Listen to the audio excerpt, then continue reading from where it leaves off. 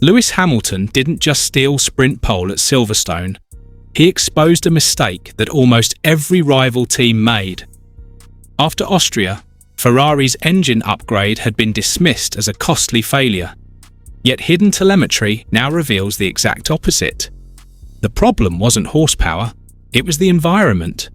And that tiny misunderstanding has suddenly turned Mercedes' confidence into confusion while completely rewriting the political narrative of Formula One.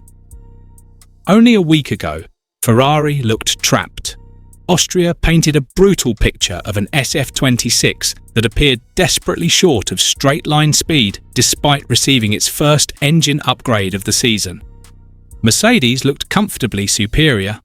Analysts declared Ferrari's development path flawed, and even Hamilton admitted the team expected to lose around 6/10 on the straights before arriving at Silverstone.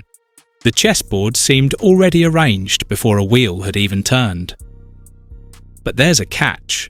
Silverstone produced numbers nobody inside the paddock expected, including Ferrari itself.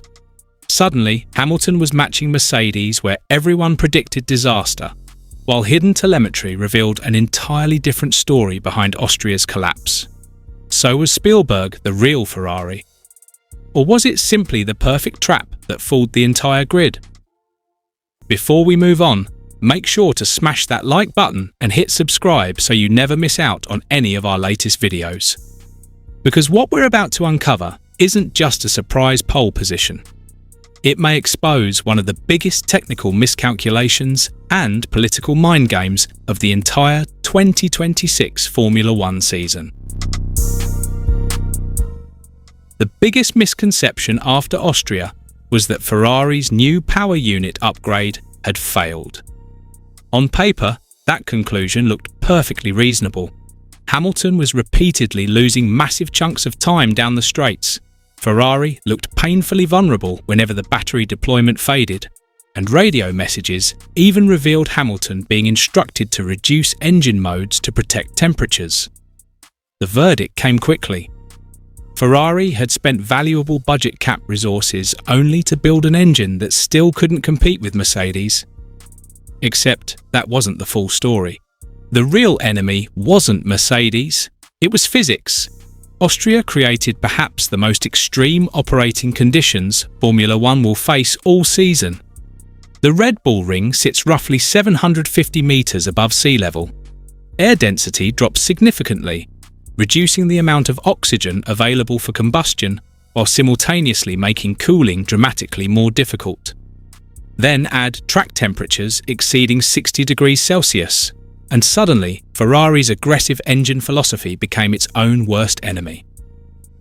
Ferrari deliberately designed this power unit to operate at higher temperatures because tighter cooling improves aerodynamic efficiency. Smaller cooling openings mean cleaner airflow, less drag, and greater overall performance. It's an approach that works brilliantly, provided temperatures stay inside the operating window. Austria destroyed that window. To stop the engine overheating, Ferrari had no choice but to open larger cooling loops across the bodywork.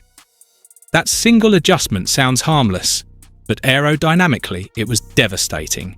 Larger cooling exits disturb airflow over the rear of the car, increasing drag exactly where Ferrari could least afford it. The engineers then faced an impossible compromise: reduce drag or protect the engine. They attempted to recover straight-line performance by trimming rear downforce, but that introduced an entirely new problem.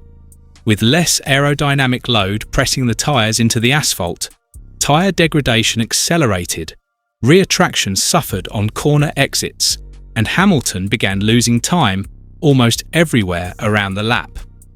One technical limitation triggered another, then another. It became a performance domino effect. Austria wasn't exposing Ferrari's engine, it was exposing Ferrari's cooling limits. Now compare that with Silverstone. Sea level air immediately improves cooling efficiency. Ambient temperatures were dramatically lower than Austria's heatwave. Suddenly, Ferrari could close those cooling openings again, restoring cleaner airflow around the car. That allowed engineers to return to a far more aggressive aerodynamic configuration, without sacrificing engine reliability. And that's exactly where the hidden telemetry becomes fascinating. Forget the headline about Hamilton beating Antonelli by just 0.011 seconds. Look deeper. At Copse Corner, one of Formula One's fastest bends, Hamilton was actually 11 km/h faster than the Mercedes. That's extraordinary because Copse isn't simply about bravery. It's one of the clearest indicators of aerodynamic confidence combined with stable energy deployment. Even more revealing was what happened after both cars began running out of battery energy. Normally, Mercedes should recover the advantage. Instead, Hamilton remained faster all the way towards Chapel, suggesting Ferrari wasn't simply relying on electrical deployment. The underlying aerodynamic platform was genuinely allowing greater minimum corner speeds. Only later along Hangar Straight did Antonelli claw back a small advantage once both cars reached maximum velocity. Then Ferrari struck back again. Hamilton carried superior speed into Stowe before accelerating strongly toward the final chicane. That's not random. That's repeatable performance. And because Charles Leclerc produced almost identical pace, losing most of his deficit only through the final chicane, it becomes even harder to dismiss Hamilton's pole lap as individual brilliance alone. This wasn't Lewis dragging an average Ferrari beyond its limits. The car itself had fundamentally changed under representative conditions, which explains Hamilton's reaction after climbing out of the cockpit. His celebration wasn't simply about taking sprint pole at home. It sounded like relief. For weeks, Ferrari's engineers had been criticised, questioned, and even mocked after Austria. Inside Maranello, they already believed the upgrade contained genuine performance. Silverstone simply gave them the first circuit capable of proving they were right. And suddenly, Toto Wolff's confident assumptions didn't look quite so confident anymore. That is where the story stops being purely technical and becomes deeply political. Just days before Silverstone, Mercedes boss Toto Wolff openly questioned Ferrari's relentless upgrade program. His comments weren't merely observations about development speed. They carried a very deliberate implication. If Ferrari kept introducing new parts almost every weekend, how could they possibly remain comfortably inside Formula One's cost cap? It was a subtle accusation. Not outright cheating, but close enough to force Ferrari into a response. And Frédéric Vasseur didn't miss the message. His reply was one of the sharpest political counterattacks we've heard all season. With unmistakable sarcasm, he pointed out the double standard inside Formula One. When Mercedes develops, they're geniuses. When Ferrari develops, suddenly people ask if they're cheating. That wasn't simply defending his engineers. It was exposing a familiar paddock tactic: plant doubt. Force scrutiny. Slow your rivals' momentum before they become a genuine championship threat. What's fascinating is that Vasseur didn't even deny Ferrari was aggressively front-loading its upgrades. In fact, he admitted it. But his explanation completely changed the narrative. Ferrari's philosophy is simple. If an upgrade delivers 0.2 of a second, it's worth introducing 5 races earlier rather than saving it for the final rounds. Under the cost cap, spending earlier isn't automatically spending more. It simply changes when performance arrives. That's a crucial distinction many fans overlook. The FIA's published upgrade lists can also be misleading. One new part may be nothing more than a revised cooling outlet or a reshaped floor edge, rather than a completely redesigned assembly. On paper, both count as upgrades.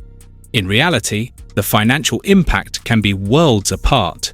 Suddenly, Wolff's comments appear less like financial concern and more like psychological warfare, because Mercedes had every reason to worry. Silverstone demonstrated that Ferrari's Barcelona package wasn't a one-off success. Austria was the exception, not the rule. If that's true, Mercedes now faces an uncomfortable reality. Their biggest rival isn't catching them.